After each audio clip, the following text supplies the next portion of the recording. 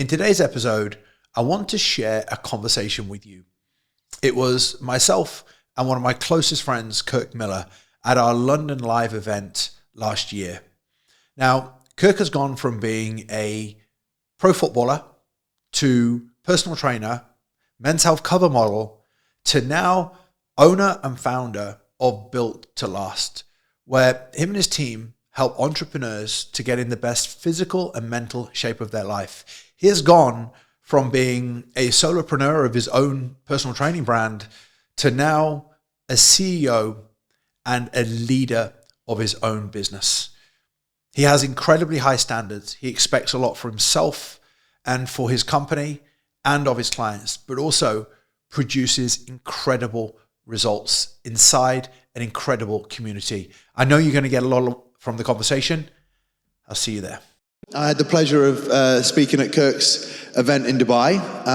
What is the truth? Have you actually flown in just for a day or two? Well, first of all, I'm a man of my word, so if I say I'm going to come and speak at this man's event, then I want to adhere to that. Mark supported me at my last two events, and he's been a pivotal figure in my career, the quality of personal trainer that I became. The respect I have for this man is unparalleled. And every single person in this room, I don't know how long you've been working with Mark, but you're in safe hands, to say the least. Thank you, mate. But I am going up to the Midlands to see my family. So as much as I'd love to say it was just to come and see Mark, no, go and see my family. No, I love that. And my journey with you, we go back a long time now. Back to our body power days. We've trained a lot together and been in the industry a long time together. And you know, you've been through multiple different phases. And I think right now, to look on the wall, and you can see it in front of you here, that's Kirk's team at the top, if I'm right. Yep. Yeah, part of it. Yeah, and you know what's coming next week. I'm making a big announcement, which is going to be my biggest ever move in business, which I think is going to be genuinely industry disrupting, and I want to talk about that today, the importance of team, and apologies ladies, having some big balls when it comes to making decisions. So yeah, this is part of my team, but next week there's going to be something that's landing that, Well, as a friend of yours, you know, you guys have talked about environment. You know, we don't spend every week together, but when we do, it's very impactful and inspiring and elevating. And I think that's what's a great friendship. You and I can just pick up 3 or 4 months down the line like it was yesterday. Yeah. And I always say that the greatest friendships, you can do that, right? And, I value your friendship immensely, but also the coach, the business, the brand, the growth. I'm going to, pick Kirk's brains for you today. But just on that, sorry, one thing I want to say off the bat is Mark said some very kind things about myself and business. I was just talking to a couple of guys in the toilet weirdly, as you do. And one thing I want to be very transparent with today, I'm not perfect. I'm still very much a work in progress on every single level. I think it was Martin, was the guy I spoke to in the toilet. He said to me, do you ever have struggles? What do you do when you go through struggles? I went, every week. Do you know what I mean? So Mark said some kind things here. My intention is to offer as much value through my years of experience of going from personal trainer in the gym, online, completely winging it, then to where I am now, which is a lot more solid infrastructure. But yeah, I want to be brutally honest today about the stages of the journey. Just one quick question before Mark starts. I'd love to get a bit of a pulse check of the room of how many coaches here are online coaches right now? Could you raise your hands if you're an online coach? Okay. Keep your hand raised if you're an online coach who has a team or other coaches. So put your hand up if you're an online coach, please. And then keep your hand raised if you've got a team. Keep your hand raised if you have a community. Keep your hand raised if you have an active community. Keep your hand raised if you do in-person events and regular meetups with your community. Okay. Now, everyone in this room, raise your hand if you want a successful business, you want to make loads of money, and you want to keep clients long term. right? Everybody. If you do not have a team, an engaged community, and in-person events, you will never, ever, ever, ever achieve that. And this is a mistake that I made when I first started my online business. And full transparency, even when I started making higher ticket sales off the bat, getting your first 10, 20, 30K months, you think you've made it. God, I was badly mistaken, which is why I have incredible respect for Colsey, our friend Phil, all of the different people who've been in the industry for decades. Now building my business with a team, with a community, the daily challenges that comes with, God, having more respect for Mark, now actually going through that. Even when I used to go across to M10, when me and Colsey got a lot closer, I used to go across, it taught me how to chest press properly. But I probably took for granted even then with Mark, with the coaches that he'd built. I mean, the reputation you had even in Nottingham was phenomenal. You had a world-class team. But I was too naive and inexperienced, really, to realize that how hard that actually is to assemble a great team and have them for years and have them running through fire for you and producing results that were industry leading.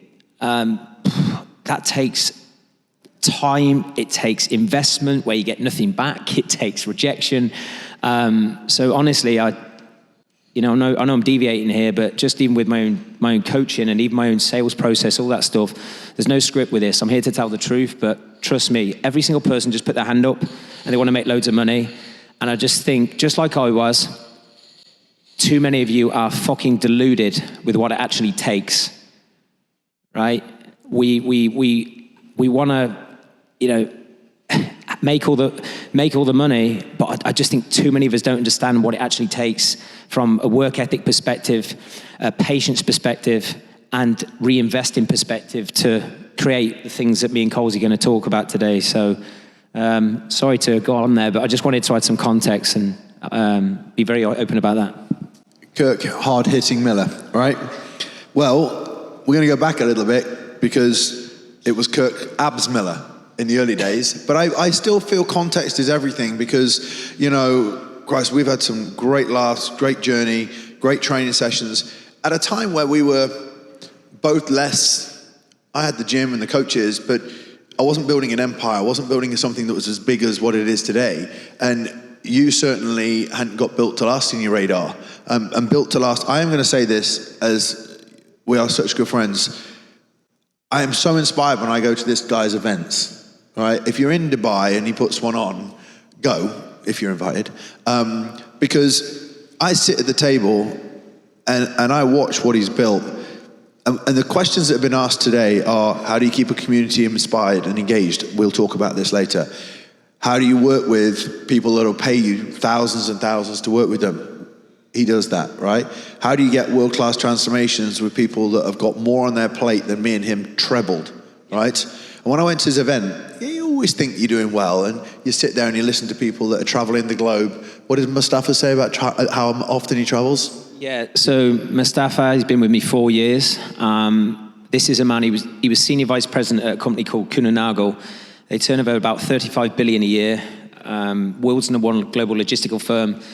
They've got 80,000 employees within their company. He was personally responsible for 12,000. He would travel on every major continent globally, and his schedule was ridiculous. Yet he won our Client of the Year the first year we did awards at one of our events. What does that tell you about,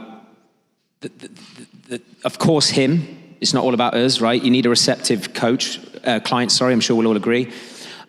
But it just shows you the attention to detail with the planning, the communication, the problem solving that we were doing on a week-to-week basis wherever he was in the world, which is totally different to when I first started coaching. Back in the Summer Shreds days when I was doing 8-week transformations, that served a purpose at that time. You've got people who could eat out of a Tupperware 7 times a day, weigh their food. That for me, that ship sailed, I believe, in the coaching world, unless you've got a very young demographic. If you cannot help coach people and help them manage their lifestyle week to week, teach them how to eat off a diet plan, help them with relationship curveballs, life problems, things that happen on different seasons. Then you're going to have clients go up and down, and they'll leave. So Mustafa's just one of our international clients that, we got in fantastic shape. More importantly, kept them there, hence the term built to last. Well, and I love the company name and everything you stand for. And we'll get into that. But one thing that I've always spoke to you about is that you, Kirk Miller, and you've gone to the CEO of Built to Last, right? But I've watched for years now this transition from the Men's Health cover model, ripped guy, into an authoritative, inspirational leader. Can you talk to us about how you found that journey and that transition? Because you decided you want to work with business leaders, and one thing a lot of you aren't doing, you're not staying committed to an outcome because you're too fixated on quick wins and shiny objects. You haven't. I think in the industry, to me, you're the one person who has remained committed to an outcome regardless of how many punches in the face and regardless of how many people are making seven figures really quickly. Yeah. That transition from Kirk Miller to coaching leaders, talk us through that process and how you've been able to remain so focused on the end goal without all the distractions around you. Yeah, no, it's a great question, and I'll try and be as less clunky as possible. But as Mark said, I came into the industry after having won a men's health competition in 2010. That was on the back of being lost as a plumber for 6 years after getting rejected as a professional footballer at the age of 20 at Coventry. So I'd attached my whole identity to being a footballer, when deep down it was what I did, not who I was. And we'll talk about identity in relation to clients in a second, because I heard some of the questions about how do you measure stats and performance, all this stuff. Lost in life as a plumber for 6 years, but I was still ripped because my only security blanket was the gym at that point. I wasn't getting my needs met by being a plumber. Certainly wasn't in the relationships I was in at the time, because I wasn't happy with the relationship with myself. But I was in shape. So I was so insecure that was my only sort of area of significance, right? Then I win a men's health competition. And when you achieve something like that, and this might relate to some people, on the back of having so much pain emotionally, where you feel lost, you're lacking purpose, when you do get that opportunity, you can literally, what I did, create a whole story in my mind that my sole value in the industry, and maybe even when I was a personal trainer, when I first started personal training, because I became personal trainer 9 months after winning that men's health competition, a lot of my value at the time was my physique, which course is important. One thing it still stands true to this day, and I know Mark has championed me on this before, but I'm just doing my job. I've never been out of shape. I believe if you want to be a world-class personal trainer or online trainer, you've got to be in shape. It's not about being ripped, but you need to maintain a higher standard than or at least match it with the people that are investing in you. Okay? So I'm a personal trainer. I win the men's health. I then get record covers with Men's Fitness, sponsored over the years with the likes of Grenade, My Protein, the billboards at Body Power back in the day and all that stuff, talking there. I was personal training. Being brutally honest, I was a glamorized motivator.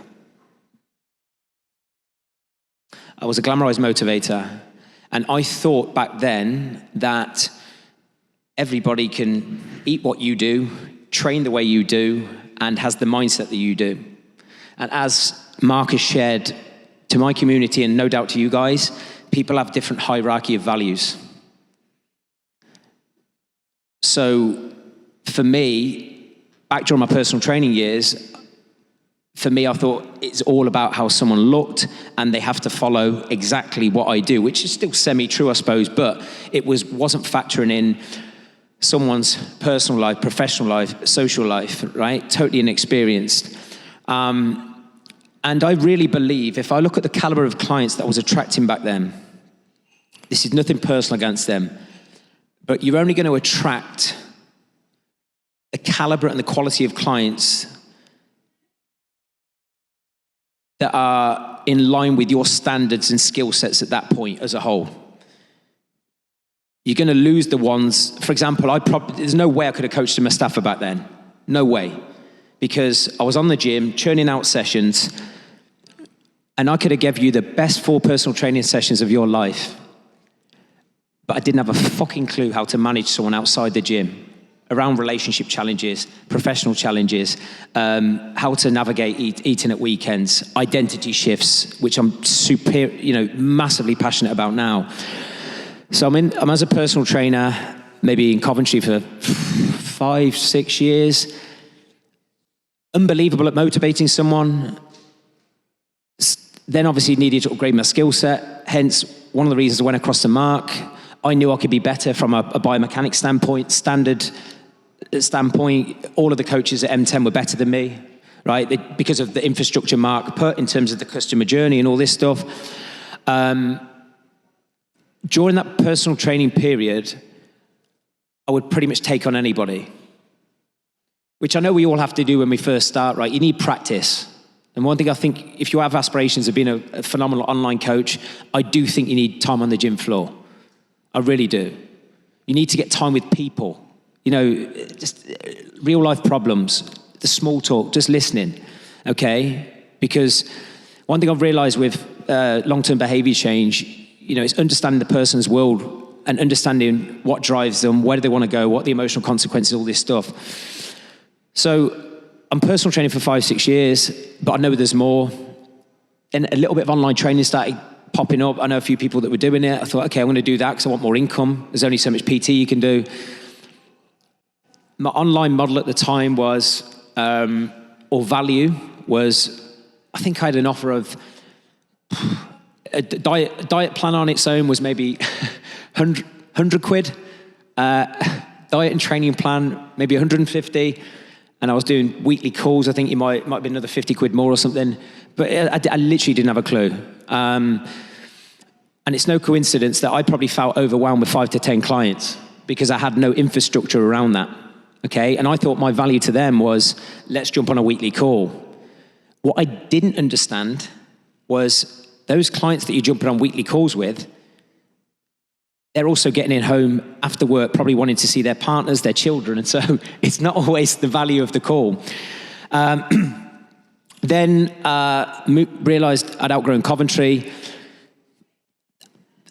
Fully transparent about this. Mark's seen me in some holes to do with alcohol. I'd outgrown the Coventry environment. This is nothing personal against my environment in Coventry. I love my hometown. I'm going back there this weekend. But I knew there was more. And your environment will dictate your behavior, okay? Moved to London without I was still personal training and a bit of online coaching at the time, without any guarantee of income. I've always freelanced personal trained, all right? Still winging my online. And you're thinking, okay, what do I do? And then that's when I decided to really break down, who is it I actually want to coach? Who are the people on this earth that energize me when I coach them? More importantly, who are the people on this earth do I believe I can solve their problems as good as anyone? Because ultimately coaching is about solving problems and providing solutions to their challenges, whether it's emotional, physical, mental, or on a social, a lifestyle perspective. And what I did, I thought, okay, if I'm going to go into this space, I'm going to learn everything possible about this demographic. What are the problems? What are the fears? What are the solutions? Basically, how do they live? How do they think? What do they do? Right? And then I was obsessed with literally evaluating, like, if you know all the problems, the fears, how can I then start evolving my marketing message and coaching model, service and delivery to be in line with that? And Can I just ask you, how did you find, you were Kirk Miller, you're the guy that's moved to Coventry. I will remember the move very, very well from Coventry to London. But a lot of people here, we go through avatar, we go through target audience. That introspective work, how did you decide that business leaders is the market? Well, I'm an entrepreneur myself, and usually, and this might relate, you get excited about solving problems and working with clients who are similar to yourself. When I really honed in on that market, I literally wrote down the 10 to 20 names of the clients that I love working with, and what patterns did I notice? What did they all do? What were their traits? What was their typical age? What type of industry were they in? And I noticed they were all leaders. They were all like sort of high energy, driven. I looked up to them. They inspired me.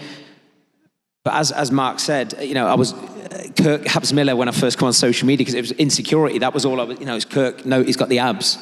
Jesus. I mean, look, it was solid at the time, but putting Kirk Miller and then advertising for business leaders isn't going to work.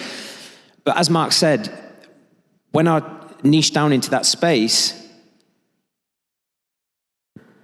you have to be patient. You can't just all of a sudden niche down into a market when my message prior to that was all about getting shredded in 6 weeks and 8 weeks.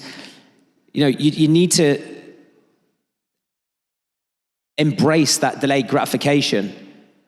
And I think a lot of people, they're not prepared to do that. Was there also a delay? Like, for example, when people niche down, and I've heard this with quite a few coaches in the room from our performance coaching team, they get so pissed off with somebody who comes on a sales call in the early days of deciding their niche, and they go, fuck, I don't want to work with that type of person. That's fucking annoying. Yeah. And you're like, where's your level of entitlement at right now on a sales call where you're going to look down at that person because it's not the business leader? How did you deal with the clients that were coming on sales calls when you hadn't established the reputation? Because now you're very cutthroat who comes in. But when you decided to be business leader niche market, but you were still attracting the edge of Kirk Miller to the business leaders, did you still take those clients on to keep the revenue coming in, or did you go, nope? Yeah, I think somebody asked me that question earlier. You can't. Sometimes you do have to take a chance on a client, especially when you haven't got bucket loads of leads, and you have got to bring revenue into the business, right? I think we've all raised your hand if you took on a client, you thought you could change them, then a few months in, you're like, okay. They might have talked the talk but didn't walk the walk, right? All of us have took those on. But I just look at that, especially when it was just me, when I was doing everything myself. You're doing the sales, you're doing the delivery. It was practice. It was practice. I mean, I believe I can sell as well as any coach in this room. But I remember that my first week of, I suppose, of properly niching down into this space, I think my first sales calls, it was like, the first 5 sales calls, it was, no, because obviously you're trying to test a new price point, all that stuff, but it was just practice. It was just, if this person has booked a call, 1, it's practice. 2, if that person has been prompted from my marketing or been inspired by my marketing to book a call, clearly my marketing message isn't as strong as what I think it is. You have to take responsibility. And there's no wasted time. It's all feedback. Same as sales. I spoke about this with Mark, when I agreed to talk today. Even with sales, I think one of the things that's helped me sell the way I do and at the price points I do is I treat it like a game. There's 3 things that are going to happen on a sales call. 1, the person closes and I change his life. 2, he genuinely couldn't afford to work with me, and I offer as much free value as I possibly can, right? 3, I've dodged a bullet. If you have provided value, shown him the roadmap or her, that you can solve their problem, change their life, and they're trying to override every single objection, they're trying to skirt around every objection, you've dodged a bullet. But it's from a mindset perspective. And I think too many people fold when they don't get what they want. They put they're consistent with their marketing for a week, 2 weeks, 3 weeks, 4 weeks, and don't get the leads. Or sales, you don't close your 2, 3, 4, 5 sales. That's what I realized now, and I never understood it. Years ago, I remember seeing a thing by Tony Robbins on business. It was 90% psychology, 10% skill set. I'm thinking, how can that possibly be? Look, of course, you need to understand all the fundamentals around marketing, sales, delivery, blah, blah, blah. But I get it, because there's so much rejection you have to face. And I think Too many people fold then when they don't have the book calls through the roof, when you're implementing Mark's marketing tactics, or you've invested in ads for the first time, or you don't close those 2, 3, 4 sales what you've got in your diary. It's a bit like the equivalent of a client who is progressing, then they have 1 week where they don't drop weight or progress, then they blame you. And how annoying is it? So you do have to develop that resilience, but just treat everything as feedback and try and take responsibility as much as possible.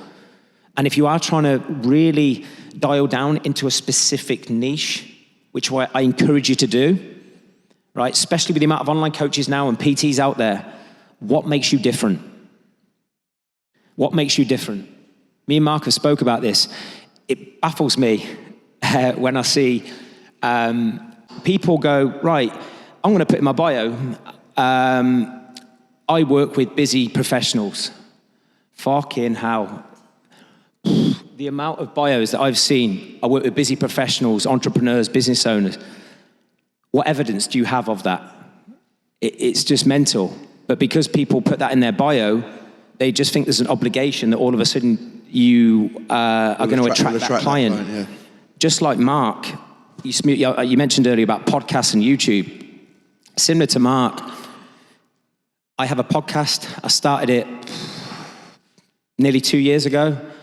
And I made a commitment that when I started this podcast, I'm going to deliver a podcast every single Monday without question. You're starting from zero again, in terms of your audience. And you're chucking that much paint at the wall, as in a podcast each week. But you need patience. The way I look at it is, if whatever niche you're in, how consistent is your message, and how much quality are you delivering your message across every single platform? I thought I was consistent years ago on social media by posting a few times a week. It's not enough, especially when other people out there are doing it. I've got a podcast, I've got a YouTube. I haven't got huge numbers yet on them, but if you are that consistent with your message, with your short form content, your long form content, as Mark said, I just believe eventually the right prospects, if you're so consistent with your message and you believe from the bottom of your heart, you can transform that demographic or person's life, the right people will come to you for sure. Like, we're dealing with humans, don't forget. And I think sometimes when we're marketing, we're forgetting that. We're dealing with humans. Whatever your niche is, you're dealing with a human. So the more, I think, was it Beth? I know she said a fantastic message of, like, just being so honest with your message, whatever your niche is, and just showing you care, it really comes through. And then if you can demonstrate through your marketing content, whether it's all on your social, on your Instagram, your LinkedIn, your podcast, your YouTube, that you can solve their problems, provide value, eventually, if that person's in pain, physically, mentally, emotionally, they're going to raise their hand for a problem. And you want to be at the forefront of that person's mind because you've offered so much value, you've been in their face so much, that inevitably when they do raise their hand for a problem, the only person they're going to go to, or the service they're going to go to, is yours.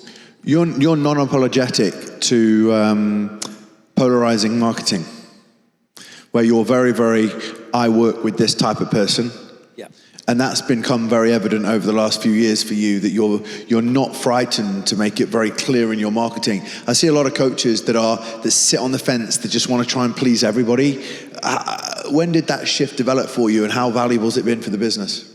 Yeah, like you said, you do have to go for a bit of shit where you might not get as many leads.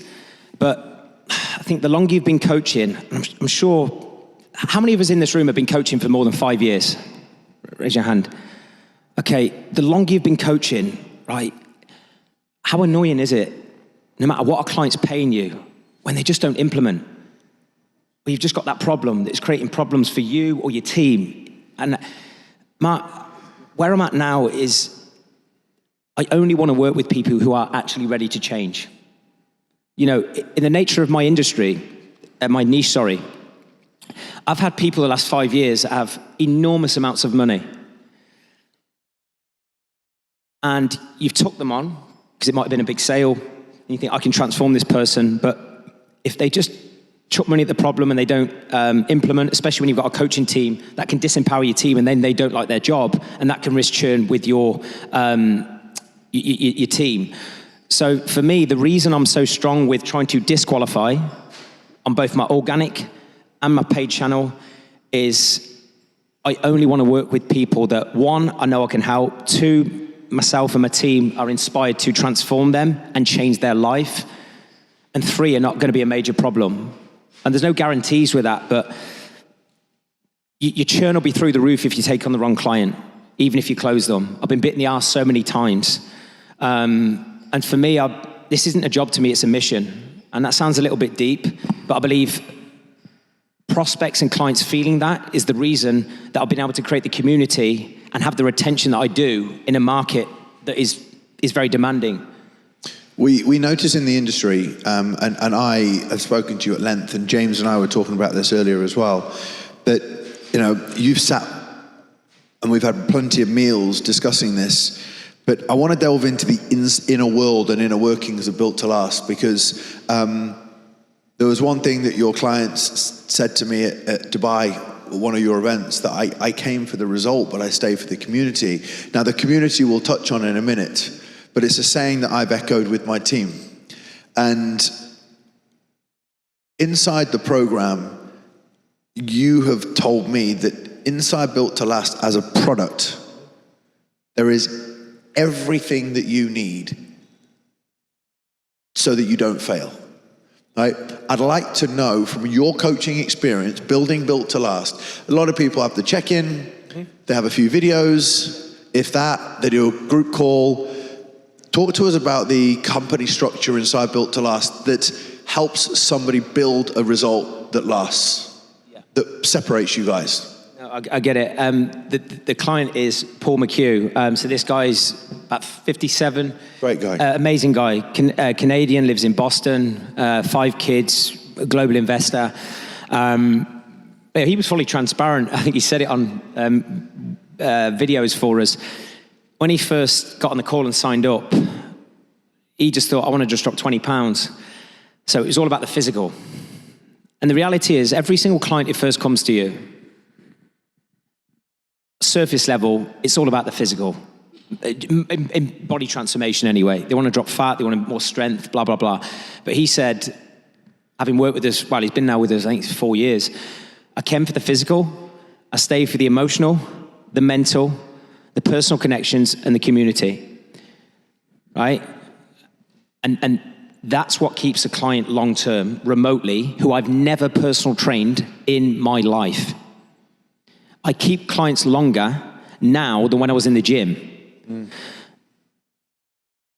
In terms of the model we've created, that's always a work in progress. I mean, full transparency, we had an event 2 weeks ago in London, and the day before that, we spent a full day optimizing our customer journey, where we want to create an even more bulletproof 2-year customer journey, so which starts actually on the pre-call, before the sales call, from there. So I wanted to create a model that literally removes any excuse why someone cannot change. And when you first come into coaching, and I'm sure we'll all agree here, you think your value to a client is the training plan, the diet plan, maybe a step target. I mean, I use the app Trainerize, which is okay. I think one of the best of an average bunch. But your association to value is they've got the plan. Especially the older someone gets, there are so many life curveballs that can get in the way of that person getting a result. So from a delivery perspective, and this might seem very similar to a lot of people, but I'll just try and be as granular as possible to the depths and the ruthlessness I have as a leader, even within my coaching team. So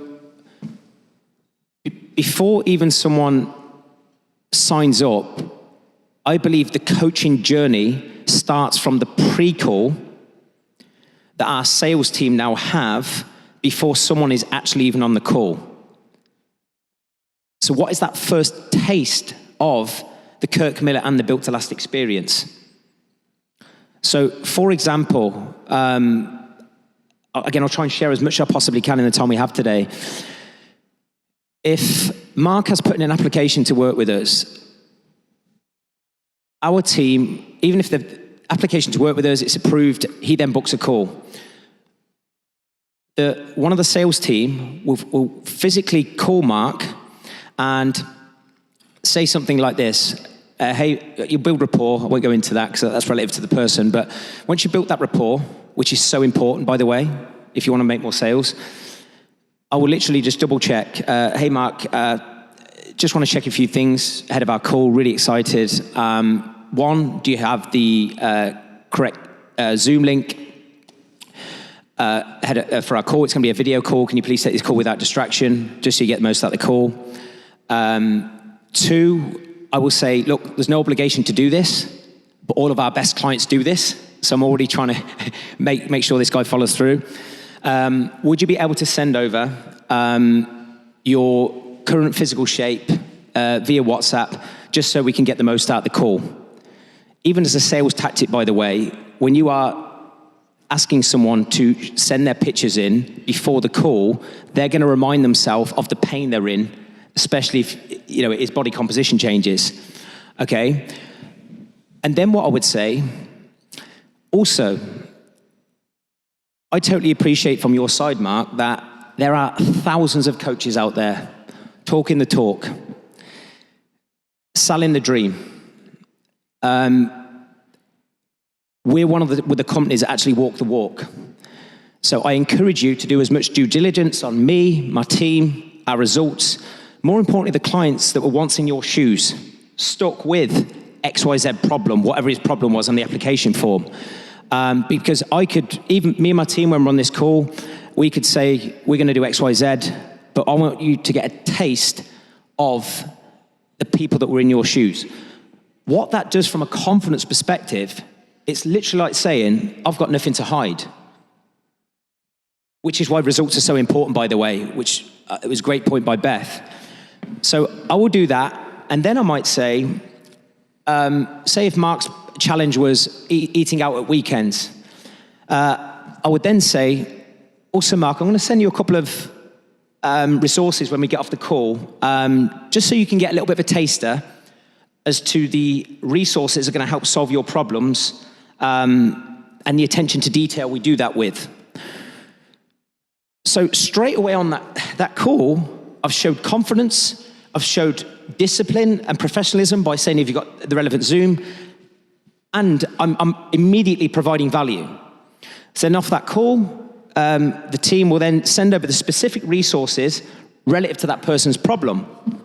Now, we know probably in between that call and the Zoom call, they're probably not even have a chance to look at that, right? But already, it's something that, there might be people who do that. Are there any coaches? Raise your hand if you do that.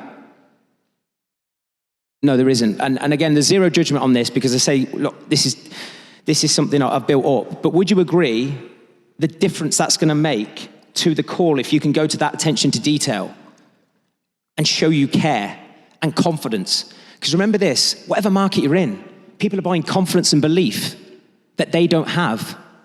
They need to see it and feel it from you from day dot. It's a bit like going to a restaurant. I know Mark's hammered this point home to you guys. You go through that restaurant, that first experience of that person, irrelevant of what's behind the curtain when you go and sit down with your food. If that's sloppy, if that's lazy, if you've got someone who is moody on the front desk, I ain't going back. So even though what I'm sharing with you is nothing to do with coaching, straight away I'm positioning myself as here. Guess what that does? It creates an increased perception of value to the prospect. And they're probably expecting to pay a little bit more because they've had generic bullshit off coaches saying, book a call and I'm going to drop £10 in 2 weeks, right? Then, of course, you'd be on the call, especially if you're trying to delegate sales at some point, which is a friction point for all of us. Right? And I know for me, certainly, you know, I've been going through this for the last 6 to 12 months. When you've been the salesman of the business, you're never going to grow a business if you're the main salesman long term. It's a fucking hard one for me when I can sell, I can talk, and, you know, I've got that energy. But the beauty of that pre-call is it just naturally relaxes whoever's doing sales for you, because they've already built that rapport. So on that call, one of the first points your team can do is just as build rapport. Hey, Mark, before we get going, did you have a chance to look at the resources?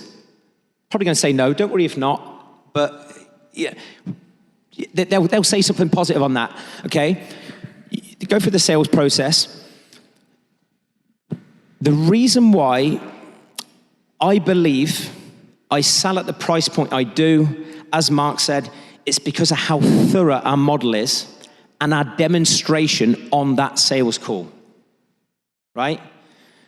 So my model, and this might be similar to a lot of people, I use Trainerize as my sort of coaching app. But the detail that I've created with I call them the Built to Last annual blueprint system. Of course, I know there's amazing coaches in here, I'm sure, but it was methodical. I even had the CEO of Trainerize DM me on fucking Instagram, because I think the tech lady who was helping me with some of the setup was gobsmacked at the attention to detail, right? So the attention to detail in the coaching app, I've got that. We have a private BTL members area. We use Kajabi, which is methodical. That is literally different trainings organized around mindset, emotions, all the fundamentals around training. I've got world-class trainings from sleep experts, breathing experts, emotional well-being experts. There's Pilates. Long story short. How important has that been, by the way? Because there's a lot of coaches here who want to see themselves as the genius within the business. Mm-hmm. But I remember you telling me sleep experts, mindset experts, bringing people in to help your clients. Yeah. Like, how important is it to bring in people to strengthen the power of the brand? Again, you're just removing excuses and you're making it a total 360 approach. Remember, we need to keep reminding ourselves, we're here to solve problems. And I've learned the hard way over the years. I know my strengths, but you need to stay in your lane. I've got Chris Slow, phenomenal nutritionist. He oversees all of our nutrition strategies.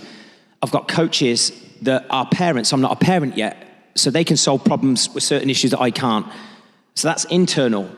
But we all know our clients struggle with mindset. They struggle with values. They struggle with sleep and breathing. Long story short, state management.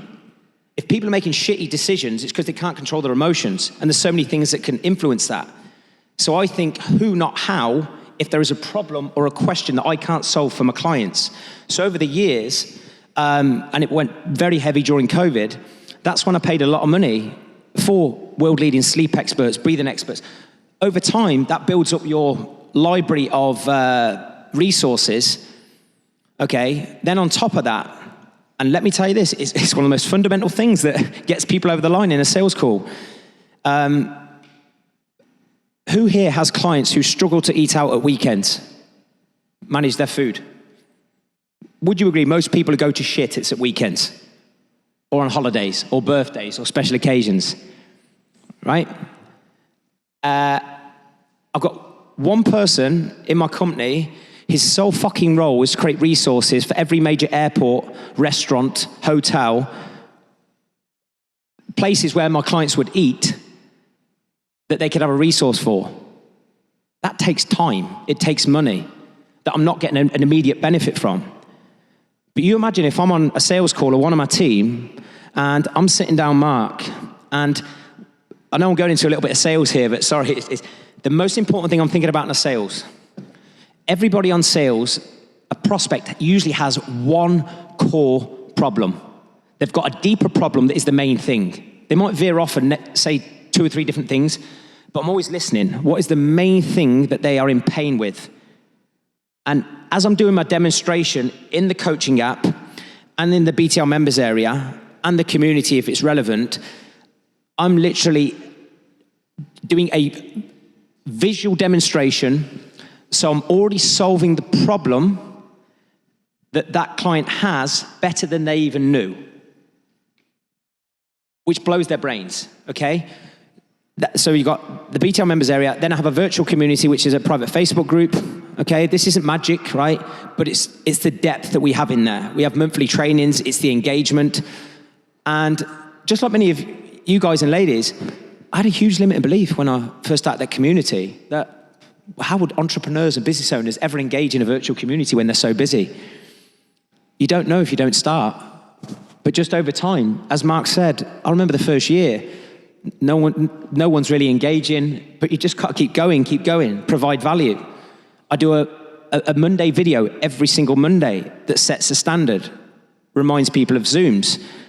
I'm talking on behalf of my coaches with some of the things I'm talking about that is re-emphasizing the message from the coach. So you're hitting them from every angle. So just going back to the sales call very quickly, because this ties in with the model, coaching app, education, BTL members area, community, and then for me, irrelevant of all that, the number one thing why we get business leaders, entrepreneurs, it's the attention to detail with the one-to-one accountability. That and the community, which is an environmental influence, which I'll talk about in a second, but it's the attention to detail with our one-to-one accountability, right? And I even say this on a sales call, and this is an easy one to say if you want to jot this down, right? So I might go through a visual model or the sales team and go, right, this is where your plan will be housed. And just as you said with the previous coaches, that's all stats and data. So I will say, listen, you're here to get a result. When it's all said and done, it's all about, are you changing physically? Are the metrics improving, right? This is like your main dashboard, boom. Then we've got the education, then we've got the community. But I literally say, if I was selling in Mark now, look, our goal as a coaching team is to simplify your decision-making on a week-to-week basis, right? Look at what we do as outsourcing your decision-making. That's basically what we're doing if you think as coaches, right? They've got work, they've got kids, they've got life. They want to know, what do I need to do in the most simplistic manner? I will literally say, if I'm selling Mark in now, we're going to do that through a few different mediums. Is it going to be a voice note? Is it going to be a written message? Is it going to be a video sent to you? Is it a personal call? Is it a Zoom? Is it a training, i.e. a sleep training that I need to send to you? Is it going to be a PDF resource for an airport if someone's about to fly at Heathrow Terminal 5? But what's going to get your prospect and future client excited, or just more certainty that you are the person for them, I will literally say, those are the different ways we can communicate, but great coaching is about giving you the fastest solution in relation to the problem you have. And it's going to be one of those, okay? It's not about giving you more, but it's about solving your problem, and that might look different depending on the problem, okay? So we've got the coaching app, the accountability is second to none. Just on that accountability, I was saying to Mark, one thing we've introduced in the last 6 months, and this keeps your coaches accountable if you're going to build a coaching team. We have a document at the minute where we've got every single client's name, and yes, it is a little bit manual, but I want to keep my coaches accountable and making sure they're not forgetting they're dealing with a human. Because as we start to scale, it's very easy sometimes to do everything automated. AI can't help AI cannot help real world problems, to do with emotions and relationships and all these things that influence people's choices. So we literally have a back-end document. We have 2 coaching calls a week where it's literally a column. Is that client on track for their 30-day target, 6-month target, 9-month target? Then we've got another column. Has the client provided social proof? Basically a win. Why is that important? A couple of reasons. One, it's demonstrating that we're actually doing what we said we were doing, getting results. So it makes the coach feel good. 2, I've got market material. 3, it's another touch point to celebrate a win with a client and a potential referral from that point. Okay, but it's the detail. Okay, and we have 2 coaching calls a week. And then for me, the cherry on top with the model, and this is where Mark's been to our events, you can have all of this. It's the in-person events and the community. which for me is the key to the long-term behavior change, but the obscene value that the client didn't expect, right? By having an unbelievable community where your clients are making new friends, new connections, maybe even business partnerships which we've had,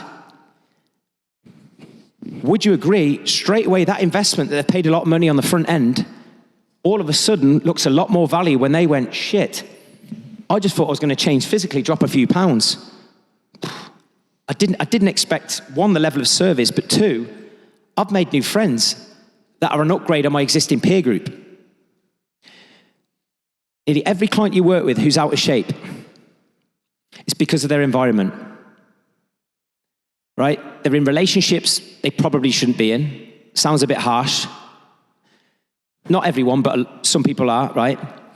They're in jobs they hate, and they're not happy with the relationship with themselves. And they're just outgrowing their friends, they're bored, right? So when you are fighting to transform someone, and you know that they've got friends that don't value health, you know that maybe their missus or their husband doesn't value health, and you know their colleagues at work have got shitty habits, your community is absolutely essential at providing a new standard and new hope that, guess what, I've got an environment that I can now gravitate to. And this isn't like essential, of course, because ultimately we're trying to create a result and a transformation so people can obviously immerse themselves and enjoy their life even more. I get that. But I just think the harsh reality is, and we've found this, especially in the last year with our events, so many people are just craving connection with nice, empowering, positive people who are driven. Why are you here today? Because you're around inspiring people who want to get better. So if you can create this community virtually and in person that creates connection, creates experiences, creates moments, and changes how someone feels, boom, you've got them. I love that. I love that. Now, I do want to do something very, very important. You know, I've asked Kirk some fantastic questions, but Kirk has built a phenomenal brand, phenomenal community with phenomenal systems, incredible transformations. He's just getting started. I want to give you guys the opportunity to pick his brains, to ask some questions. So, Bryce, if you can take the mic off me. Has anybody sorry, just one thing, because I think this is important. Sorry. Go. I know. The coffee's kicked in now, right? That's okay. What I was trying to do. No, but this is something like amazing coaches in here, and like honestly, I've learned from every single one of you. But there was a question earlier where Mark said to the coaches, how do you measure progress? And yes, like you guys, we measure the physical, the weight stat, how is someone feeling, etc., etc. You know, one of the things that you need to continually draw attention to, that I think not enough coaches do, I didn't.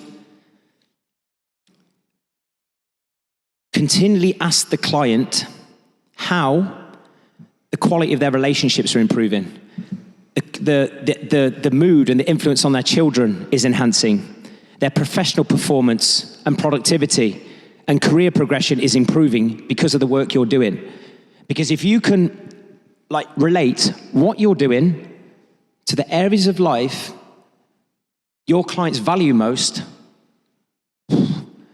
they're going to, again, associate more value with that investment, and they will not leave. If they're going, gotta transform me physically, boom, losing a few pounds. And let's be honest, the first 12 weeks, if someone's gone off like a greyhound, you've just demonstrated you can stick to a diet plan, you can get your steps and you can train, right? And we know that doesn't last. So this is where the environment's so important in conditioning that new identity. But then over time, and this is why I do not take on anyone for less than 12 months, because I believe it takes time, right? Over time, 6, 9, 12 months, that person's increased energy, increased confidence, and that filters into their professional performance, and they might make more money from that, or a new business deal, whatever it is, or more, even just simply more fulfillment with what they're doing, communicating better in their business, whatever it is. And then they're also feeling better in their relationship. and feeling happier at the end of a workday for their children. But you are drawing attention to do that. You're drawing attention to that, through clever questions.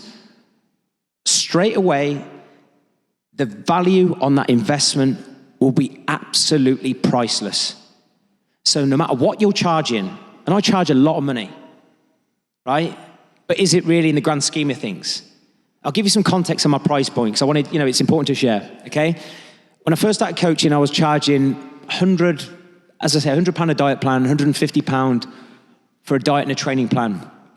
Now, for someone to work with me one-on-one, and I'll be honest, it's a part sales tactic, because I don't really want to take that many clients. I only work with a handful of clients, but it's an Alex Hormozy tactic, if I'm being brutally honest. I remember watching one of his Zooms. It was like, have a higher price point, and then, it scares them off a little bit. But equally, if someone does work with me and I want to work with them, then, we've got some amazing clients.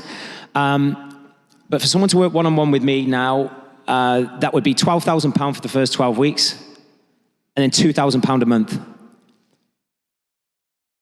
Right? That's over 30 grand a year program. There's no ego with this. You know what I mean? I'm still a work in progress. I've not made it by any means. Right? But like you, I had limiting beliefs. Because my background, council estate kid, I just needed to get better. I needed to create the results, create the community. That's where the confidence comes, from results. That's why I totally echo what Beth said. All of this centers around phenomenal results, and not just helping someone drop fat and create short-term transformation, changing a fucking life. You're changing lives. When you can look someone in the eye and say, I will change your life forever, I do not care how many times you work with a PT or online coach, when you look them in the eye and they believe it, you can charge more money. So that if someone's working with me, then my main core offer, where the main difference is they're one-to-one with my coaching team in terms of their WhatsApp communication touch point, that'd be £5,000 for 12 weeks, and then it dropped down to £1,000 per 4 weeks. So it's still a 15K a year program. And look, have I over the years, even in the last year, do you have to be malleable sometimes if as you scale? Look, of course, depending on the person, if you can help them and they're at different circumstance, right? But it's a massive difference from what I was charging. But the only reason I have the confidence to ask for that is because of, like Mark said, the years that I've put into this and the obsession to put my ego away by hiring people who are better than me in certain areas, by paying a lot of money on Zooms. Like Mark, spending thousands on in-person events. Thousands. Honestly, I think our event in Dubai, where we do 3 days, and the one at Christmas alone is something like 70 to 80 grand, something like that. I've got an online business. I don't need to do that to run an online business. Right? I don't need to do that. But guess what? One, I love it, which is so important. Two, that's a major point of difference that is totally unique to any experience they've ever had.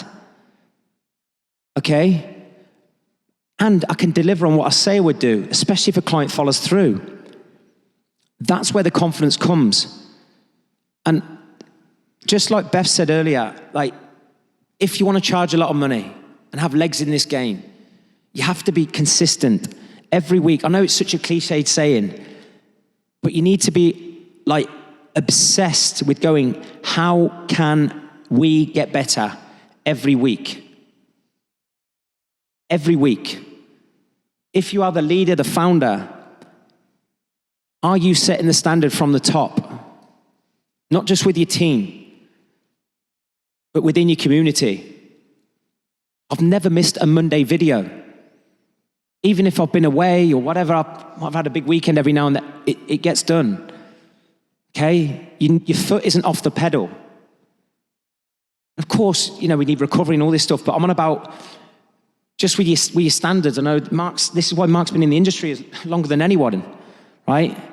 Because if your foot comes off the pedal, so will your clients, so will your team. And I know obviously, I'm just conscious of time here. I do want to ask some questions. But one thing I did say to Martin, I think it was, in the toilet again, right? One of the harsh realities I had in business, when I first niched down and I started I made record sales in my first month. I think I made 24 grand in my first niche down month. I maybe put an offer, bit of scarcity around it. I thought I'd made it, right? I thought I'd made it. Then the next month, maybe 16K, another month, somewhere around that. And you got a few more clients. Guess what? You're overwhelmed as fuck because it's just you, right?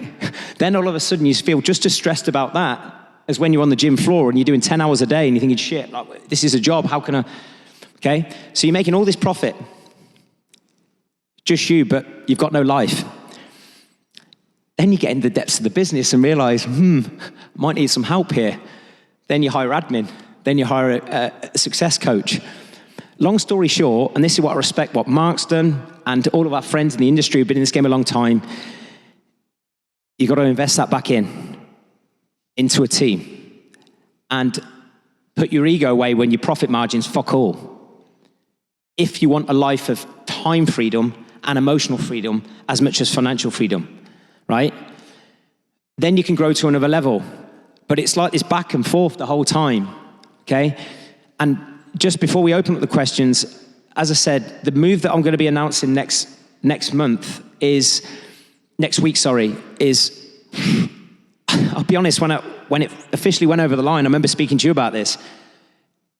There was moments where I literally thought, what the fuck am I doing here? Literally, I've just thought, what have I done? Do you know what I mean? Even though I have total confidence in the person who's coming on board as basically a CEO, I realize I'm more founder than CEO. And I think that's another important thing to note as you go through your business journey. I remember listening to Tony Robbins a few years ago on a Forbes interview. Never understood it at the time. Someone said to him, what's the most important thing in business? Who are you and who do you need?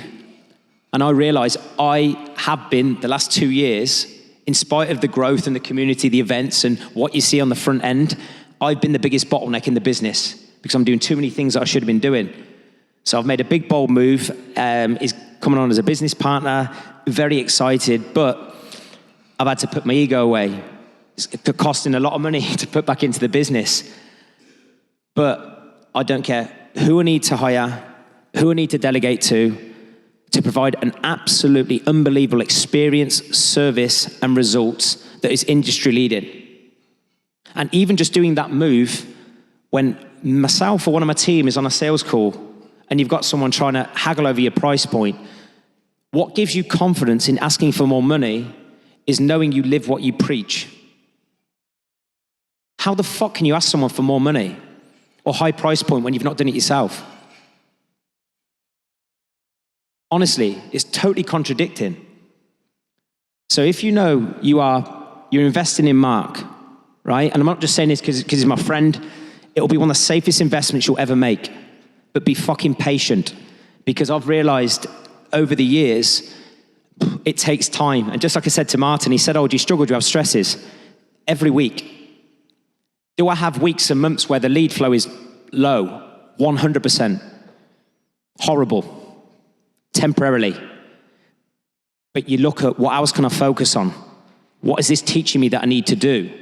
Who do I need to speak to? Who do I need to hire, etc.? Okay? Sorry to go off on there. Thank you. Right, guys.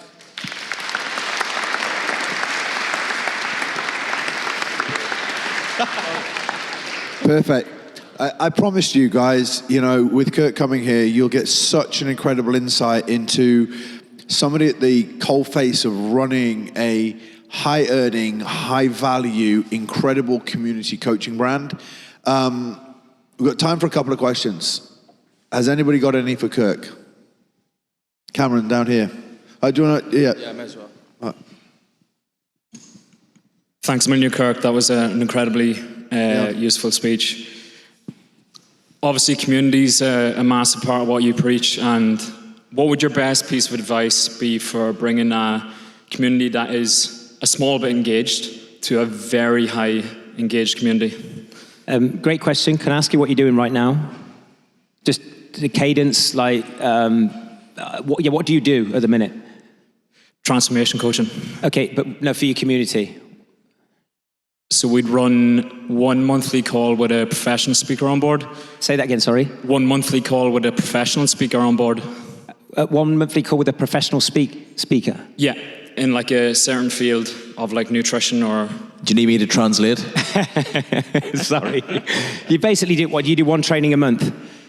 Yeah, but we have weekly education going into the group with our vault and then also into the WhatsApp group along with that. Yeah. Do you do in-person events? We have 2 a year. 2 a year? Yeah. Okay. What's the general theme of that, like, if you don't mind me asking? Just meeting up for a training day and a session.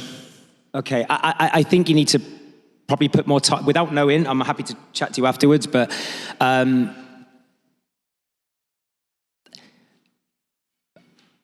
create in-person events that blow their brains. Like, Mark, would you agree the events, like, I'm literally going, okay, you can do the training bit, I get that, right? And we just had a training and a social event in the summer. But if I think of what are you doing now and what am I doing, what is the difference that might accelerate that connection, it's probably more events, or maybe making one of them maybe 2 or 3 days. Like, my first ever event was in Dubai. I'm sure you came to that, didn't you, Mark? And like anything, I don't really dip my toe in anything, as you probably guessed. I've seen all my friends doing these events, and no disrespect, I just thought, these are average, what's different? I wanted to put my money where my mouth is and do something different that they didn't expect. So I think I would just amplify the value and maybe the duration of certainly one event a year. So I did a 3-day event. The beauty of, say, a 2 or 3 day event sometimes, especially if it's like, make a marquee event, for example, for the year, people have got time to connect and chat and socialize, and where the connections are going to be made and where they can get even more of a taste of you is just having more time where they're able to do that. So I would do a slightly longer event than, even if it's one a year, but I mean, we do a 3-day event in Dubai. We've got a 2-day event at the end of November. And just pack as much value, but also time that people can connect. And what you'll find, and this is where it's the delayed gratification thing again, we obviously now have much better engagement in our community. But that's because after each event, more people are getting to know each other, they get more confident. Then after that event, more people are more likely to share in the community, right? Then you got the next event. So it's like a ripple effect. Then more people go to that event, and then there's more connection. So again, it's that time thing that will go back and forth, but I would just pack a little bit more value on the events and make them 2 or 3 days. Yeah, thanks for that. So at what point did you start to ring those individuals ahead of the call to give them all of that added value? Say that again, sorry, buddy. So at what point did you start to ring those prospects before the Zoom call to give them all that added value? So to ask them for their start photos, the resources, all that kind of stuff? Yeah, I'd say it's about 6 months. Yeah, it's about 6 months, yeah. So like anything, it's just that constant state of improvement mentality. What can we do different? Like that's the point difference. So yeah, last 6 months, literally. Yeah. I would like to take this opportunity to thank you, Kirk, an incredible friend, very inspired by what you built, and thank you so much from us all here for giving up your time with us today, and I know you're going to hang around for a little bit. Thank you so much. Thank you, mate.